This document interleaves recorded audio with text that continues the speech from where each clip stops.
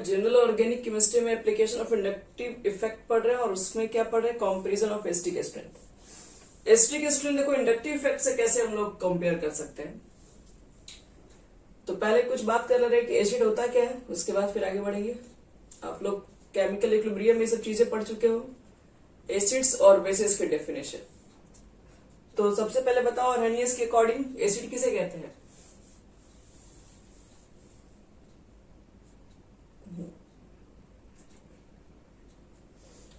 H plus ion in aqueous solution,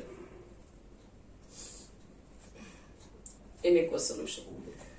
कोई भी acid उसको कहेंगे जो H प्लस आयन देगा। किसी भी कंपाउंड को एसिड तब कहा जाता है जो H plus ion aqueous solution में प्रोड्यूस करे। और यहां पर क्या था, OH आयन एक्वस सोल्यूशन। चलो सेकंड में देखो दोनों। यहां पर बताया गया H प्लस डोनर, जो H प्लस को डोनेट करेगा ये किसके अकॉर्डिंग था?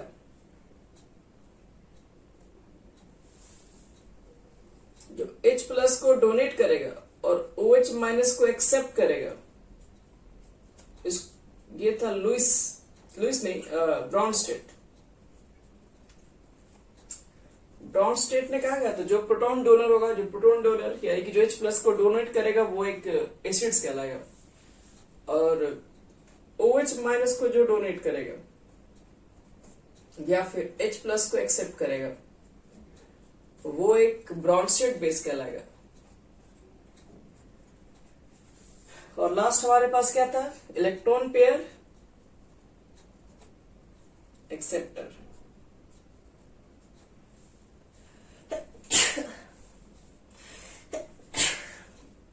और यहां पर था इलेक्ट्रॉन पेयर डोनर। जो इलेक्ट्रॉन पेयर को एक्सेप्ट करेगा एसिड्स कहलाएगा, जो इलेक्ट्रॉन पेयर को डोनेट करेगा वो एक बेस कहलाएगा। ये किसके अकॉर्डिंग था, लुइस। चलो तो देख लिया तुम लोग लुइस एसिड क्या, लुइस बेस क्या है। अब आपको बता रहे हैं कि कैसे कंपेयर करेंगे, कौन सा एसिड स्ट्रांग है, कौन सा एसिड वीक है।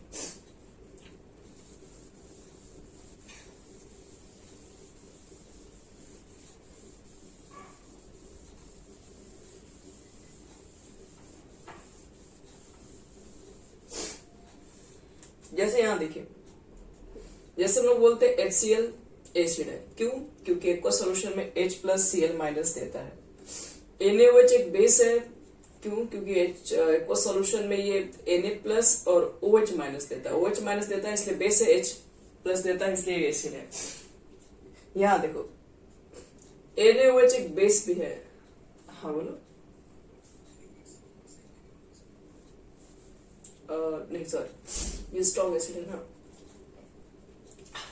यहां देखो बच्चे लोग, अगर आपके पास NaOH है, ठीक है, और H प्लस है, तो NaOH है, H प्लस है, तो क्या बनता है, तो Na प्लस बनता है प्लस H2O भी फॉर्म होता है।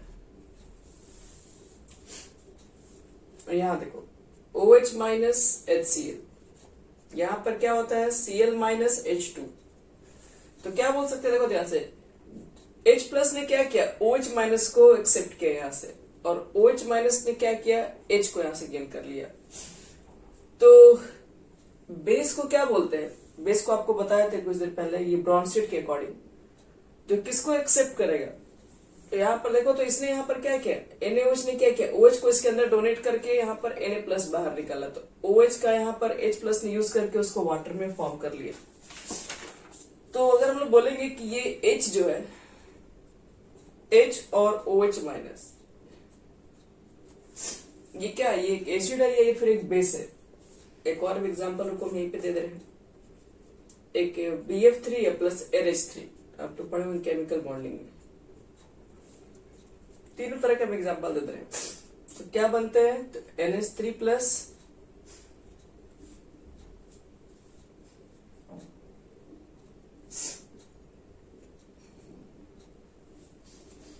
NH3 प्लस और BF3। तो चलो सब लोग चेक करते हैं पहले यहाँ पर कौन सा एसिड है कौन सा बेस है। तो जो H प्लस को एक्सेप्ट करेगा वो एक बेस कहलाएगा, ध्यान रखना। और जो OH माइनस को एक्सेप्ट कर पाएगा, जो OH माइनस को ऑब्जर्व करता है, वो आपके पास क्या होता है, एक एसिड कहलाएगा। तो देखिए यहाँ पर NaOH है, तो OH को तो ये गेन नहीं कर सकता है, ये H प्लस को ले सकता है। तो H प्लस को इसने लिया हुआ है, इसलिए NaOH को हम लोग एक बेस बोलेंगे, ये एक बेस की तरह काम करेगा। HCl ने क्या किया है, HCl ने OH को गेन किया हुआ है, तो OH को गेन करके ये वाटर कन्वर्ट कर लिया, Cl माइनस को बाहर निकाल दिया। तो इसका मतलब है कि जो H प्लस को, याद रखिएगा, जो H प्लस को ऑब्जर्व करेगा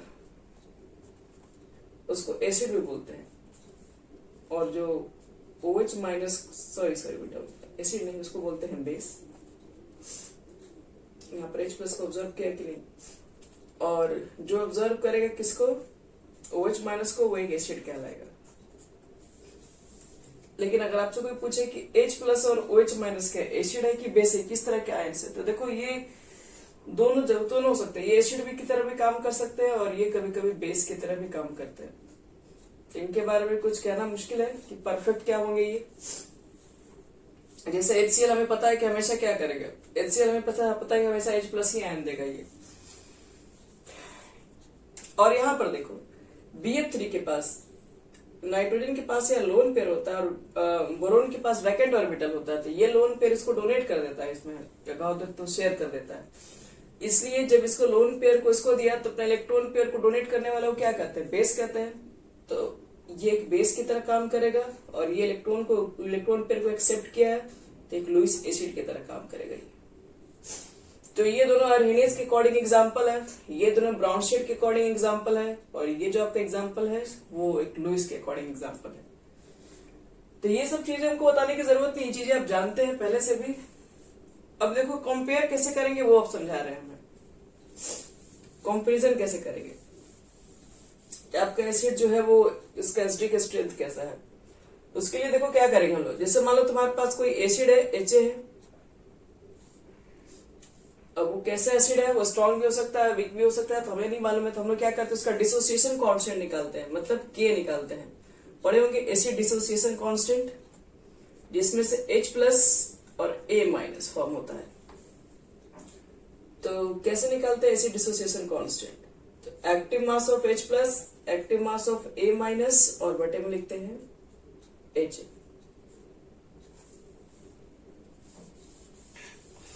अब यहां देखो ध्यान से, K जो है बच्चे लोग वो डायरेक्टली प्रोपोर्शनल किसके आता है, H प्लस के। जितना ज्यादा आपके पास H प्लस होगा उसकी एसिडिक स्ट्रेंथ क्या होगी, उतनी ज्यादा हाई होती है। तो ध्यान रखना, इसमें large amount of H plus ion देगा तो अच्छा एसिड है, large amount of OH minus देगा तो एक अच्छा बेस है। जिस तरह से एसिडिक स्ट्रेंथ है K, उस तरह से हम लोग Kb भी निकाल लेते हैं। तो एक चीज बोल सकते हो, अगर मान लो कभी भी आपके पास कोई HA एसिड है और मान लो कि वो टूटता है, उसका एसिड डिसोसिएशन कांस्टेंट के फॉर्म पे लिखेंगे, H प्लस और A माइनस के फॉर्म पे टूटता है। और ये जो इसके ऊपर नेगेटिव चार्ज है, लिख देना कि अगर नेगेटिव चार्ज अगर यहाँ पर स्टेबल है तो इसका मतलब ये वीक कॉन्जुगेट बेस है। Weak conjugate base have negative charge, या weak conjugate base on which negative charge is stable, is more stable लिख दो। अगर ये weak conjugate base होगा तो इसके ऊपर क्या होगा, नेगेटिव चार्ज जो होगा वो ज्यादा स्टेबल। weak conjugate base का क्या मतलब है, ये एसिड है, तो एसिड है तो यहां से आपको बताया था कि H प्लस निकलने के बाद जो बचता है उसको कॉन्जुगेट बेस कहते हैं। ये कॉन्जुगेट बेस है और हमको चेक करना है कि ये स्टेबल है कि नहीं। तो स्टेबल है, आप देखिए नेगेटिव चार्ज, अगर कह रहा है कि नेगेटिव चार्ज अगर इसके ऊपर ज्यादा स्टेबल रहेगा, तो नेगेटिव चार्ज अगर इसके ऊपर ज्यादा स्टेबल है तो इसका मतलब है कि वो वीक कॉन्जुगेट बेस है। अगर ये वीक कॉन्जुगेट बेस है तो ये स्ट्रॉन्ग एसिड होगा, क्योंकि एक स्ट्रॉन्ग एसिड का जो कॉन्जुगेट बेस होता है वो वीक होता है। अब अगर मान लो ऐसा भी कंडीशन हो सकता है, Ka1 कर दो, हम Ka2 कर दे रहे हैं। मान लो HB कोई दूसरा एसिड है, क्या weak conjugate base on which negative charge is more stable, इसको मिटा रहे हैं। यहां देखो, अगर आप एच भी आपके पास मान लो कोई एसिड है, दूसरा कोई एसिड है, तो उसका एसिड डिसोसिएशन कांस्टेंट Ka2 है, H प्लस बी माइनस होता है। मान लो कि भी कॉन्जुगेट बेस है और ये मान लो कि ये स्ट्रॉन्ग कॉन्जुगेट बेस है। अगर ये स्ट्रॉन्ग कॉन्जुगेट बेस रहेगा, strong conjugate base on which negative charge is list stable, is list stable. Strong conjugate base हम लोग उसको कहेंगे जिसके ऊपर नेगेटिव चार्ज क्या है, कम स्टेबल है। तो इसका मतलब ये, अगर ये स्ट्रॉन्ग कॉन्जुगेट बेस है तो ये वीक एसिड रहा होगा।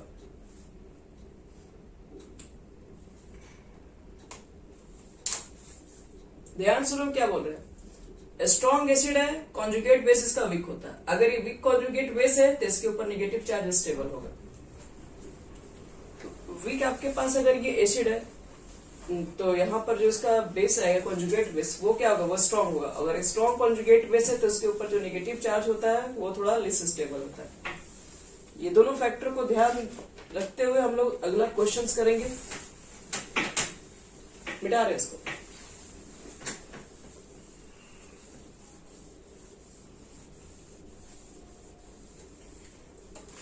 देखो क्वेश्चन, पहला क्वेश्चन पहले हमारा आपको बताना है कि which of the following is more acidic strength, या मोर एसिडिक आपको बताना है। CH4 पहला एग्जांपल, दूसरा हमारा है NH3, तीसरा हमारे पास है H2 और चौथा हमारे पास है HF। तो ज्यादा स्टेबल तुम्हें मालूम करना है, इसको ज्यादा एसिडिक स्ट्रेंथ किसका है। देखो कैसे निकालोगे इसको। तो एक काम करते हैं, CH4 लिखे, CH4 में से मान लीजिए कि एक H को निकालेंगे तो क्या बनेगा, CH3 के ऊपर एक माइनस, क्योंकि पहले से कंपाउंड न्यूट्रल है तो प्लस लिखोगे तो माइनस में तो देना पड़ेगा। चलो NH3 में से एक H प्लस को बाहर निकालो तो NH2 पर माइनस आ जाएगा चार्ज। H2O में से आपको क्या करना है, H निकालना है, OH माइनस पे चार्ज दोगे और HF, H प्लस निकालो, F माइनस। हमें चेक करना है इसमें क्या है। अगर इसको स्ट्रॉन्ग करना चाहते हो तो स्ट्रॉन्ग एसिड का जो कॉन्जुगेट बेस होना चाहिए वो वीक होना चाहिए। तो हमें चेक करना है कि वीक है चारों में से कौन, क्या ये वीक है, क्या ये वीक है, क्या ये वीक है, क्या ये वीक है। आप लोग जानते भी हैं, कुछ दिन पहले ही इसके ऊपर बात हुआ था। वीक कौन सा होता है वो छोड़िए, एक चीज बताइए, कार्बन, नाइट्रोजन, ऑक्सीजन, फ्लोरीन, ये सेम पीरियड का है।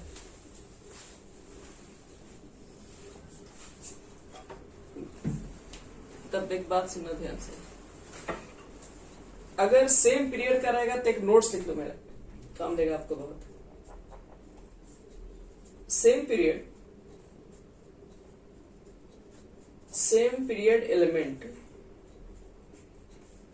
एलिमेंट से नेगेटिव चार्ज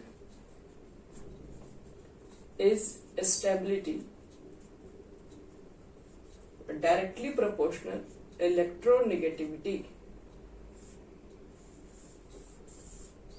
अगर सेम पीरियड में है तो जब भी आप चेक करें किसमें कि ज्यादा नेगेटिव चार्ज किसके ऊपर स्टेबल है, तो नेगेटिव चार्ज स्टेबल उसी के ऊपर रहेगा जो ज्यादा इलेक्ट्रोनेगेटिव है। सही से बात है ना, क्योंकि नेगेटिव चार्ज को कौन होल्ड कर सकता है, जो ज्यादा इलेक्ट्रोनेगेटिव है वो इलेक्ट्रॉन को गेन करके रख सकता है।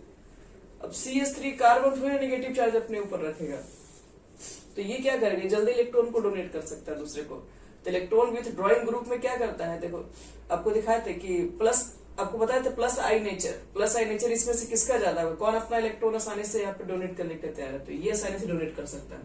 क्योंकि इसके ऊपर नेगेटिव चार्ज ज्यादा स्टेबल नहीं होता है। लेकिन फ्लोरीन ज्यादा इलेक्ट्रोनेगेटिव है, तो ये नेगेटिव चार्ज इसके ऊपर ज्यादा स्टेबल है। तो नेगेटिव चार्ज किसके ऊपर स्टेबल है, तो लिखो स्टेबिलिटी ऑफ एनायन पहले यहाँ पे, स्टेबिलिटी ऑफ एनायन। तो इसमें क्या होगा, फ्लोरीन माइनस सबसे पहले आ जाएगा, फिर ऑक्सीजन नेगेटिव चार्ज को होल्ड कर सकता है, फिर NH2 और सबसे लास्ट में आ जाएगा CH3 माइनस। तो देखो अगर नेगेटिव चार्ज इसके ऊपर स्टेबल है,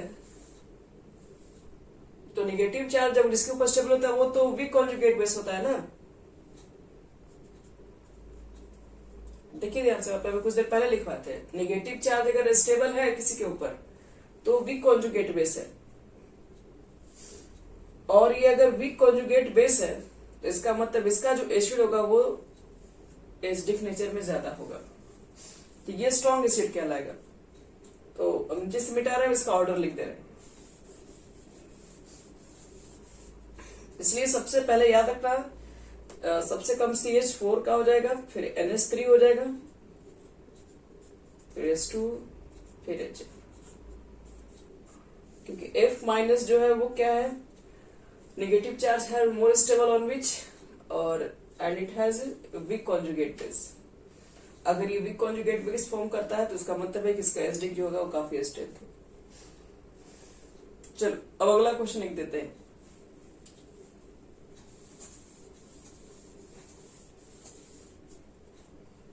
दो क्वेश्चन बहुत फेमस बार पूछा गया, MCQ क्वेश्चन में बहुत बार आता है ये सब क्वेश्चन। देखो इसमें भी वही चेक करना है कि किसका एसिडिक स्ट्रेंथ ज्यादा है, HF, HCl, HBr और HI।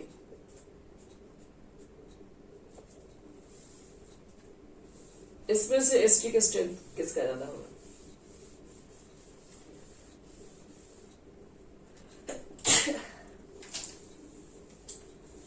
तो आप हमेशा की तरह एक ही काम करेंगे, पहला HF को ब्रेक करोगे, H plus F minus, HCl को break, H plus Cl minus, HBr को भी तोड़ के देख लो, H प्लस Br माइनस, और लास्ट आपके पास HI है। ये तो हो गया सब। इसके बाद क्या करेंगे हम लोग, बोलो।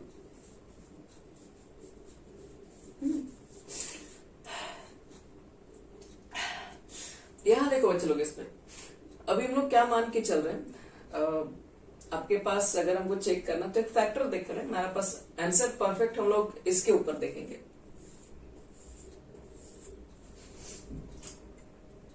तो यहां देखो अगर आंसर अगर हमको ये देख के देना, इसमें से केवल हमको चेक करना है कि कौन सा वीक होगा, और जो वीक होगा इधर ये स्ट्रांग हो जाएगा। तो देखिए क्या इसका रीजन देंगे आप लोग, ये दिमाग मत लगा के दे दीजिए कि ये HCl है तो फिर यही स्ट्रांग होगा, ये कोई जरूरी नहीं है, इससे भी स्ट्रांग एसिड होते हैं। इसी में से देख लीजिए पहले आपका कौन सा आंसर होगा। तो पहले तो बात समझो कि सब एक ही ग्रुप का है, फ्लोरीन, क्लोरीन, ब्रोमीन, आयोडीन, ये किस ग्रुप का होगा?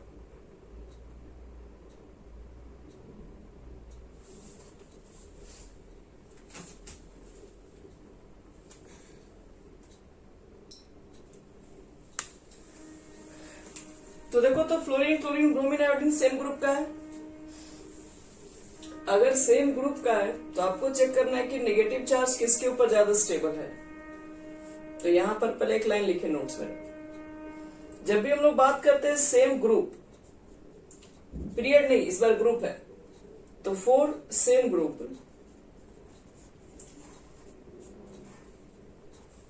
Same group element, negative charge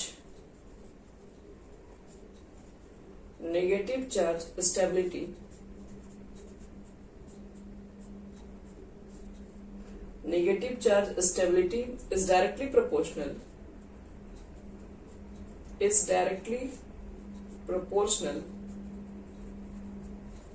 to the size।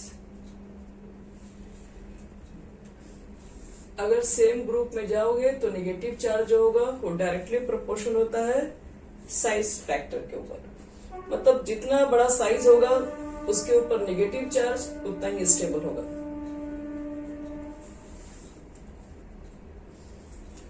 Iodine ही इसमें होगा। कहोगे कि फिर ये क्यों नहीं हो सकता है? रीजन है, यहाँ पर F के पास आउटर मोस्ट में ऑलरेडी 7 इलेक्ट्रॉन्स है, एक इलेक्ट्रॉन और आ गया तो इंटर इलेक्ट्रॉनिक रिपल्शन काफी ज्यादा होगा इसमें। यहाँ पर कम होगा, यहाँ पर और कम है, यहाँ पर बहुत कम है। तो इंटर इलेक्ट्रॉनिक रिपल्सन इसमें कहीं ज्यादा है और इसमें क्या है, कुछ कम है। यानी यहाँ पर इंटर इलेक्ट्रॉनिक रिपल्सन इन मोर स्टेबल। अगर मोर स्टेबल है तो इसका मतलब क्या है, इस पे नेगेटिव चार्ज स्टेबल होगा। अगर इन पे नेगेटिव चार्ज स्टेबल होगा तो ये क्या होगा, वीक कॉन्जुगेट बेस। अगर ये वीक कॉन्जुगेट बेस होगा तो ये स्ट्रॉन्ग एसिड बनेगा। तो HI सबसे स्ट्रॉन्ग एसिड होगा, याद रखिएगा। HI सबसे फर्स्ट, फिर HBr आ जाएगा, फिर HCl आएगा और सबसे लास्ट में आपके पास HF आ जाएगा। हाँ, ग्रुप में आओगे तो साइड चेक करना होगा। हाँ,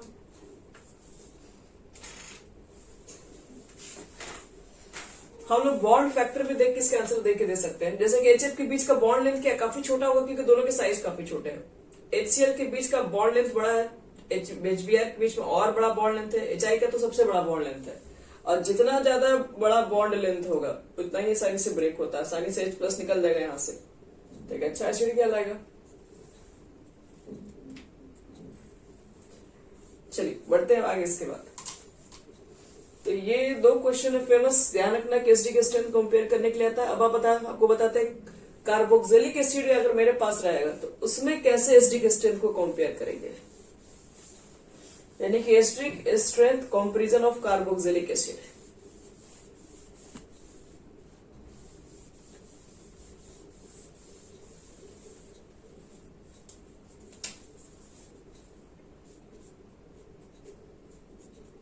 एसिडिक स्ट्रेंथ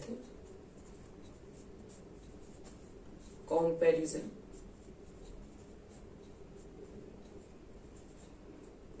ऑफ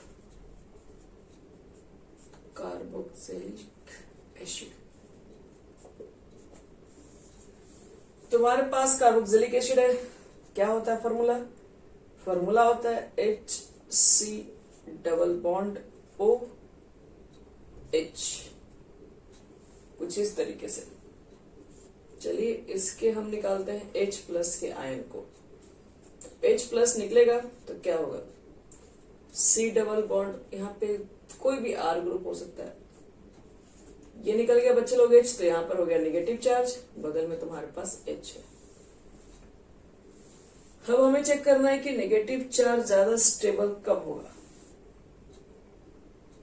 तो नेगेटिव चार्ज को स्टेबल अगर करना है तो बगल वाला जो ग्रुप चाहिए, यानी कि अगर आपको कार्बोक्सिलिक एसिड को चेक करना है कि ज्यादा स्टेबल है कि नहीं है, तो नेगेटिव चार्ज आ गया। तो नेगेटिव चार्ज को स्टेबल करने के लिए अगर बगल में इलेक्ट्रॉन विथ ड्रॉइंग ग्रुप अगर मिल गया तो ज्यादा इलेक्ट्रॉन इसके ले लेगा, तो ज्यादा नेगेटिव चार्ज स्टेबल हो जाएगा। ज्यादा नेगेटिव चार्ज स्टेबल होगा तो इसका मतलब है वीक कॉन्जुगेट बेस है, तो वीक कॉन्जुगेट बेस है तो ये जो एसिड होगा एक स्ट्रॉन्ग एसिड बन जाएगा। तो देखना इसके अंदर इलेक्ट्रॉन विथ ड्रॉइंग ग्रुप रहेगा तो ज्यादा स्टेबल करेगा, इलेक्ट्रॉन रिलीजिंग ग्रुप रहेगा तो वो पूरी तरीके से उसको डिस्टेबलाइज कर देगा। तो आओ चेक करते हैं इसमें कुछ क्वेश्चन लिखे।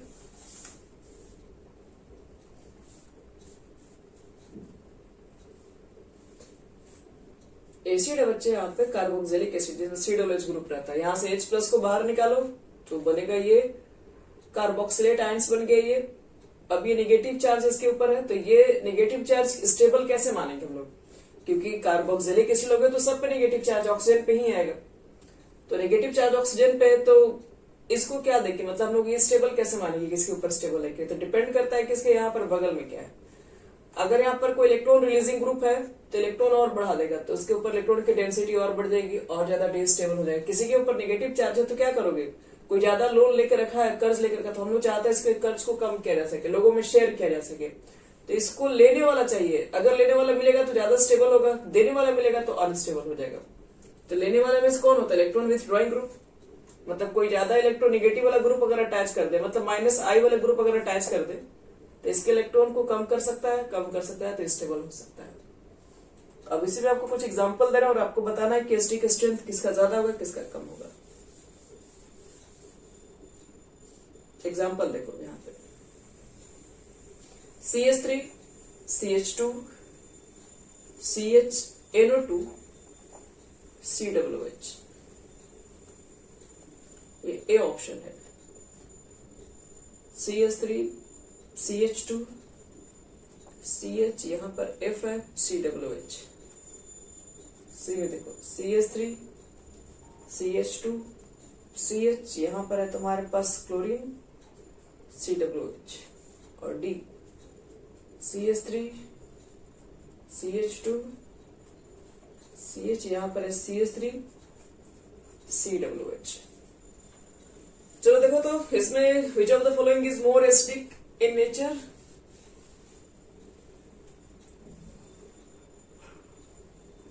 ऑर्डर क्या होना चाहिए? ABCD। देखो इसमें तुम्हारा H निकलेगा तो ये बनेगा कार्बोक्सिलेट है, नेगेटिव चार्ज आएगा इसके ऊपर। नेगेटिव चार्ज के लिए हमको चाहिए इलेक्ट्रॉन विथड्रॉइंग ग्रुप बगल में। तो देखो ये भी इलेक्ट्रॉन विथड्रॉइंग ग्रुप है, ये भी है, ये भी है, और ये तो बिल्कुल नहीं। इलेक्ट्रॉन विथड्रॉइंग ग्रुप क्या करेगा? इसके इलेक्ट्रॉन डेंसिटी को कम करेगा, उसको नेगेटिव चार्ज को स्टेबल बनाएगा। तो ये देखिए ये NO2 काफी ज्यादा इलेक्ट्रोनेगेटिव होता है, फिर ये तो उल्टा ही काम कर देगा। चलो नेक्स्ट क्वेश्चन देखो, इसमें करेक्ट आंसर बच्चे लोग ऑर्डर है ABCD।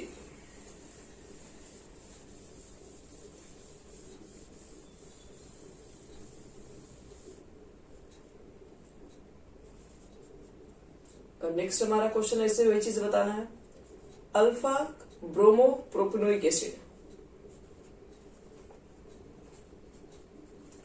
Propanoic acid first.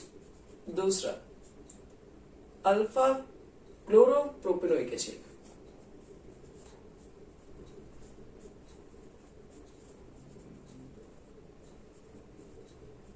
सी हमारे पास ऑप्शन है बीटा ब्रोमो प्रोपेनोइक एसिड।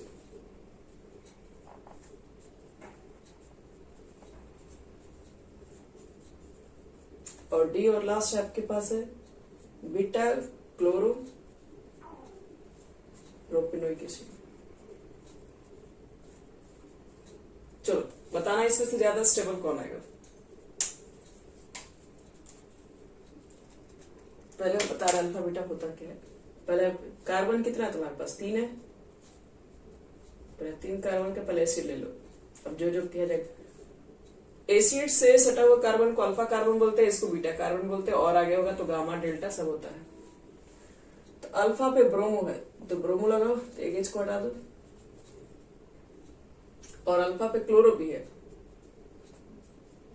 अगले वाले में। फिर ब्रोमो प्रोपेनोइक एसिड कहां पर? बीटा पर है, मतलब इस बार ब्रोमो यहां पर है और इस बार क्लोरो यहां पर है। तो चेक करो तो ज्यादा किसका एसिडिक स्ट्रेंथ होगा?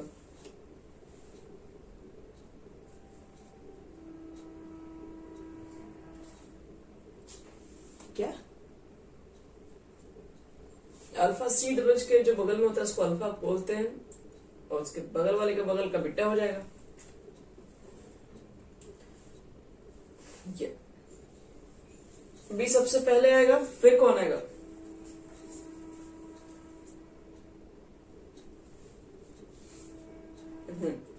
क्योंकि ये भी अल्फा पे है, बाकी तो दोनों डिस्टेंस पे है ना। फिर आगे बोलिए।